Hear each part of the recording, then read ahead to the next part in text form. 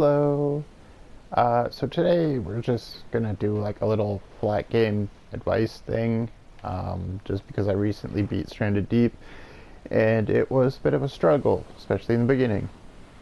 So here's a little bit of advice, and hopefully it's not trash. Alright, well, my first point of advice, of course, is to build a shelter so that you can save. You always want to save before you go into the water to retrieve boxes, because if you die in the water, which is pretty easy because sharks are dicks, um, at least you don't lose too much progress if you have saved your game. And you really want to get every single box. Your regular inventory is 9 pockets and a hand. And if you have something in your hand, you cannot pull out a tool, but you can drive your boat or fly your helicopter. I thought my helicopter would be visible. Apparently it is not. Um, yes, anyway, so inventory. Always get the boxes because you can turn 10 slots, if you include your hand as a slot, into 30. So that's convenient, and on top of that, you want to get all of them, even if you end up with like, say, like 15 boxes on your beach and you just have to throw them around and stuff. Beaches, like island bases are field bases for me personally, just because I like having a central hub. My central hub was the ship, just because it's the only island that is identifiable. Like, it's the only one that's distinct. None of the other islands have a giant metal ship on it. It also contains the end game, so it just makes a lot of sense to put all of your stuff over there so that it's ready for when you want to build the end game stuff and you know, leave the islands. The grid is 5 by 5, and there are an island in every single one of those grid coordinates, with the exception of the metal ship, which technically is an island, but it's its own distinct island, so I call it a different island than just a regular one, and the 3 bosses. But we'll get there. Alright, so my islands are barren as fuck, and that's because I didn't know that when you build a still, by the way, every island has 1 piece of cloth minimum. Alright, just sitting on a beach, like as if it's a stick or a stone. It'll just be chilling, usually on like an outcrop similar to what I've built my little base on. Always use that first cloth to build a water collector, because this is one of the most primary ways to keep yourself hydrated. This is filled one of 3 ways. You can use the palm leaves, which you use to build them. You can use rainwater, which, yeah, it actually has to be raining, but that's beside the point. Or you can take fibrous leaves. You know those like little tiny fiber things that you turn into those. Yeah, you can use these, and it fills it up a quarter at a time, just like it's a palm leaf. The fire is only kind of important, because you can eat and or drink the coconuts, but here's the thing. When you consume a coconut, you can only consume 2 safely. So you can drink 2 or you can eat 2 pieces, but if you eat a 3rd one within 10 seconds of the first one, you'll get diarrhea and become heavily dehydrated. And just to show you what each of them look like, so it's a regular coconut, which can also be turned into a flask if you use lashing, or you can break it into a drink, and then you can break the drink down into food. You can drink the drink and still be able to eat the food, but if you cut the drink into the food while it's still a drink, then you lose the drink. Then it just spills onto the floor. Now, as I mentioned earlier, the fire isn't overly important. For one, you can find plenty of these flashlights, which do not die. You can literally have it from the moment you start the game to the moment you end, you can always be flashing the light and it will never ever die. With the only exception, of course, you have to like switch to an axe to cut down a tree. You can't use the can't blink lights at a tree and make it fall down, But yeah, you could literally use it all the time. As you can see here, it just says tool invincible. It doesn't have like a percentage like these. Get the refined spear. First of all, it's so much deadlier than the regular spear, and it's endurant as shit. Like literally, I've already beaten the game now. I've been to every single island a few times, had to kill everything a number of times. It's only the second spear I've made the entire game. like those things are freaking crazy endurant. The clay flask is very useful. Honestly, I like the 5 servings versus the 2 servings for the leather thing. Clay is just a huge pain in the ass because you have to swim in the water to get it, and you need a pickaxe. But other than that, it's really convenient. Although I haven't found a lot of uses for clay.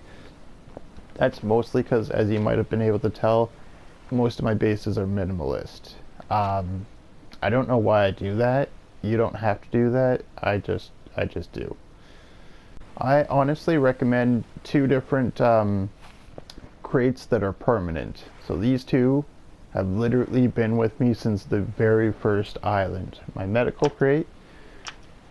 This used to be empty coconut flasks, but because I used to use the gyrocopter at one point, I switched the empty flasks into jerry cans full of gasoline. I will talk shit about that gyrocopter in just a moment. But tools is the second most important. So yeah, as I mentioned, you only have like the 10 slots, but you can also craft a tool belt, which is fairly obvious. But in my personal opinion, these are the 4 most important tools that you use on a regular basis. You're always cutting down trees and fibers. Every island you go to, you have to kill a bunch of stuff. This one is very important for swimming purposes. Day or night, it's a little difficult to see in the water. And on top of that, one second. Because of these things. These things are both in the shallow water and sometimes on the beach like you see right here. And they poison you. They cause stabbing damage and poison damage. And then poison lasts until you either antidote yourself or if you can survive it for 2 days. To survive it for 2 days, you need all except for that last bar, but if you do have the last bar, then you're guaranteed.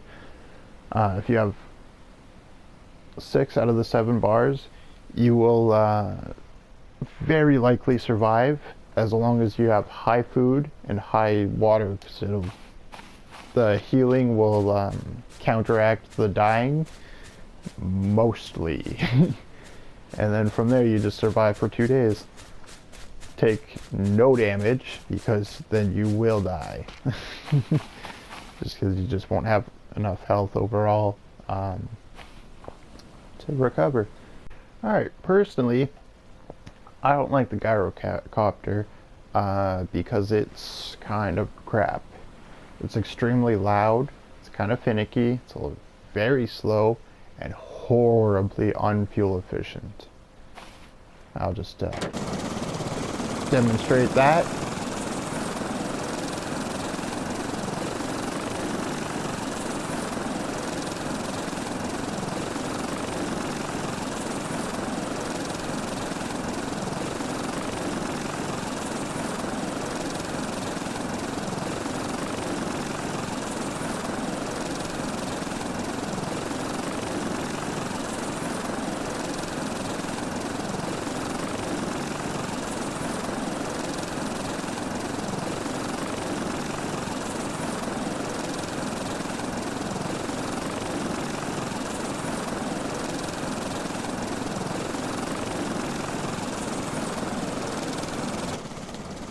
So yeah, as you can see and hear.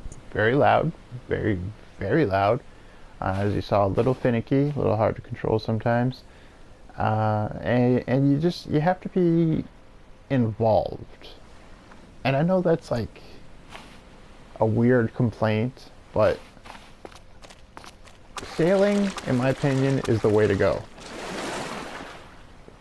I just have a simple raft. I have it 3 long and 1 wide because if you have a single unit, it can get flipped by sharks. And having 2 units would have made it lopsided, and I have OCD, so I didn't want it to be lopsided. If I had to be 100% honest with you on that. And also on top of that, just being one deep lets you touch anything you need. So if I need to touch my anchor to pull it up, and touch my sail to unfurl it, and then maybe I need to stop.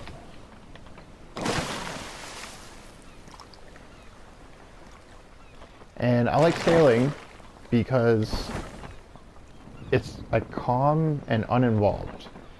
If I need to go get a drink, I can.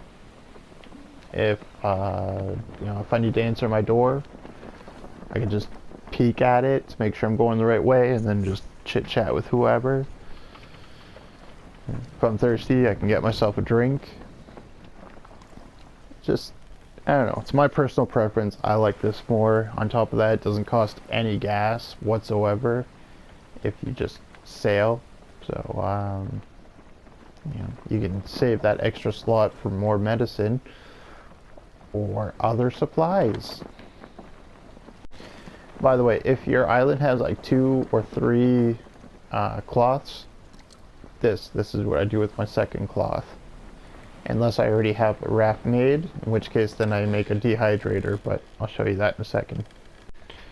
So, like I said, I find it's easiest if you have like a home base. This is mine. This is my farm. I use the potatoes to make biofuel so that I can fuel this slow piece of garbage. These are all my empty containers that are outgoing so that they can be refilled. These are palm leaves for my many water stills. I went super overboard on those because if you build a farm, the farm takes just so fucking much water. Holy shit. That thing takes so much water. These are my miscellaneous, and this is also what I meant by, like, even if you have extras and you have to go back for them and stuff, like, gather all the crates, because, like, stones, wood, there used to be a lot more bindings, but then I went and beat all the bosses. Miscellaneous, and then, like, my home and my advanced crafting over here. Planks, leatherworks, loom, furnace for working with clay, meat dehydrator, just so that I can leave excess amounts of meat here and not have to worry about it spoiling, and always have a meal when I get back, except for right now because I've eaten it all. These are my biofuel makers. Biofuel, the distiller thing for making fuel, I recommend getting like 2 or 3 of them, just because they're kind of slow at making that. But yeah, it's just like kind of, I recommend like this central hub. It's nice to have an HQ. That there's literally the end game. So like once you beat the bosses, get the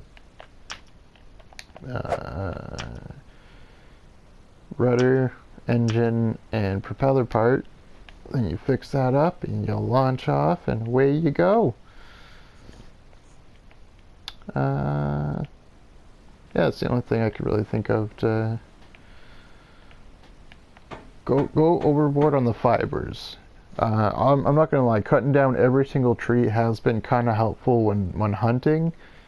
A lot less things are able to hide in the trees when there are no trees. However, like I stated earlier, palm bunches and the leaves associated are not the only ways of filling up these things. You these fibers as well as these palm rounds. But yeah, that's all I can think of in terms of advice. Hopefully this was helpful, and hopefully nobody hates the deviation from my regular content.